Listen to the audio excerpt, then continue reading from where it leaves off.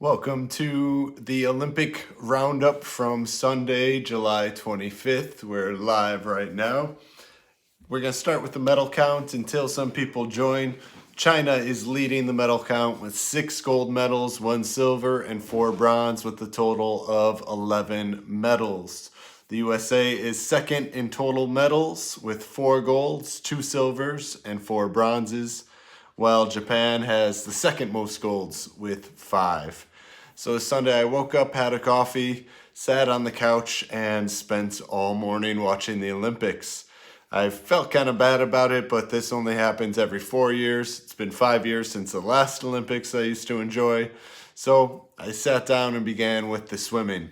The first swimming event I watched was a 400 IM, and 2 American swimmers got first place and second place. That's pretty cool to see. It was Chase Callias and Jay Litherfield for the 1-2 finish, and that was really cool to see. I fast forward through a lot of other events, but I checked into the 400 meter freestyle, and that might have been the best moment of the day. Hello, JB, welcome. And this was a crazy upset, you know. In swimming, the middle lanes are usually the fastest. It's the people that have the best times posted before the event. But we had a miracle in lane 8 with a Tunisian swimmer winning. His name, Ahmed Hafouni. He should make Tunisia very proud. He's 18 years old, and he could not believe it when he won the race. His reaction was priceless. His coach was going nuts. It's a really cool moment to see. I think that was my favorite event of the day.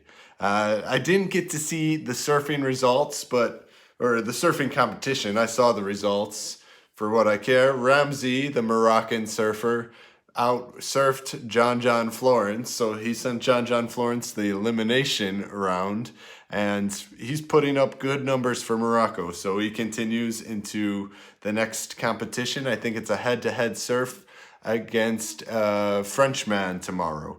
So well done to Ramzi Boukayem from Morocco. He outsurfed John Florence. And John Florence is a big name in surfing. You know, he's been around for a while. He's got plenty of surf movies, 2-time world champion.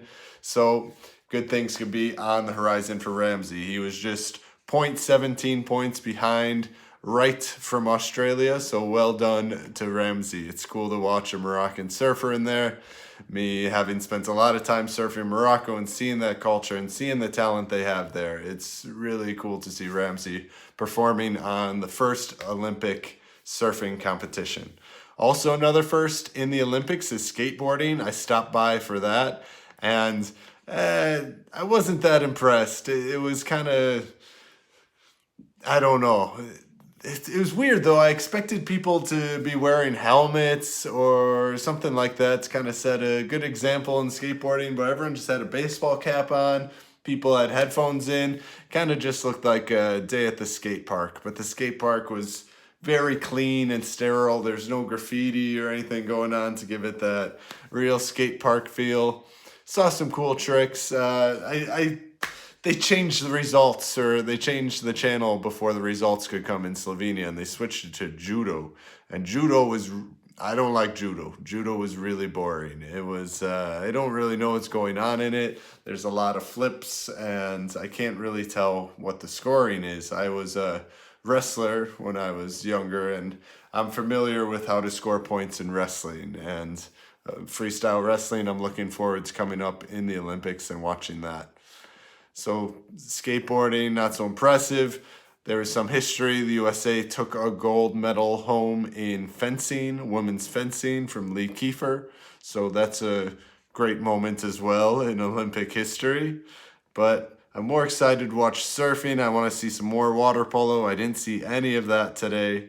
There's a lot going on in there. I saw kayaking for the first time. I've never actually watched that in the Olympics. It's really cool, the pool they have to simulate these things, but it's just not a sport I was familiar with.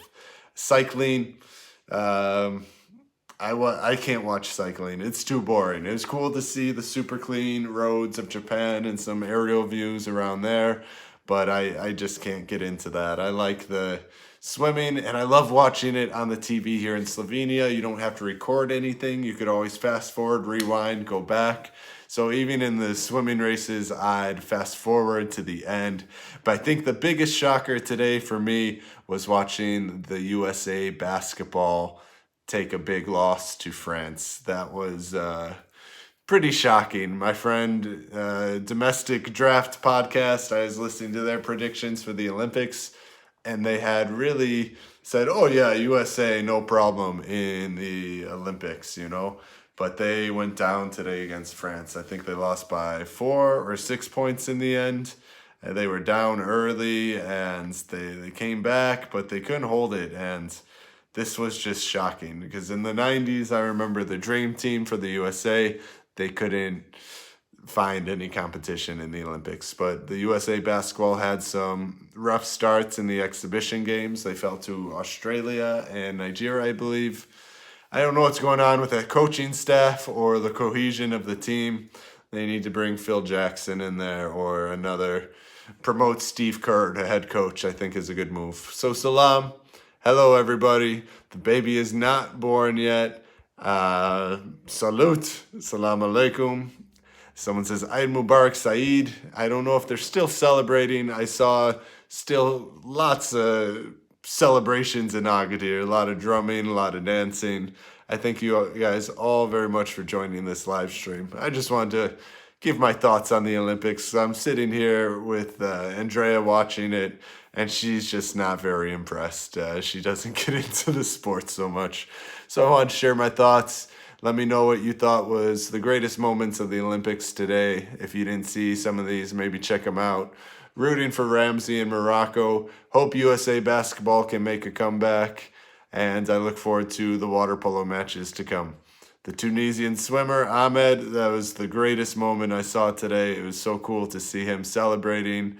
And hello, Lavina. Welcome, the Punisher. And the Olympics, I'm looking forward to it. So drop a question if you'd like. We got a little time here. And then I'm going to cook a quesadilla. Get ready for tomorrow. But we got another video coming tomorrow from Circno. Hope you enjoy it. Thank you all for tuning in right now. I'm not the Agadir mayor, but I'm doing well. Little news from Morocco. I saw there was a huge increase in corona cases, unfortunately. 4,110 new cases, 30 deaths, and they're doing more and more testing. Moroccans complaining about the long queues and crowds in front of testing laboratories. So I don't know how long the queues are there, but here in Slovenia, there's long queues as well for these testing. When I was getting tested in America, at least back in May, it was a much shorter line. We went to a parking lot and there's no one there. In Corona in the Olympics, it's quite a funny situation because you see everyone coming with their masks on into the pool and then even walking up to the block, you know, then they finally take the mask off and then they win the race and then they hug their whole relay team with the masks off. It kind of just seems like a charade or something. So I don't know what's going on there, but I hope everyone's be healthy, safe, and that we could continue to live our lives and do what we love. So I'm going to sign off now. Thanks for tuning into this brief live stream. Not a marathon like last night. Just wanted to share my Olympic thoughts. Did you watch the Olympics? Let me know what I should keep an eye out in the future.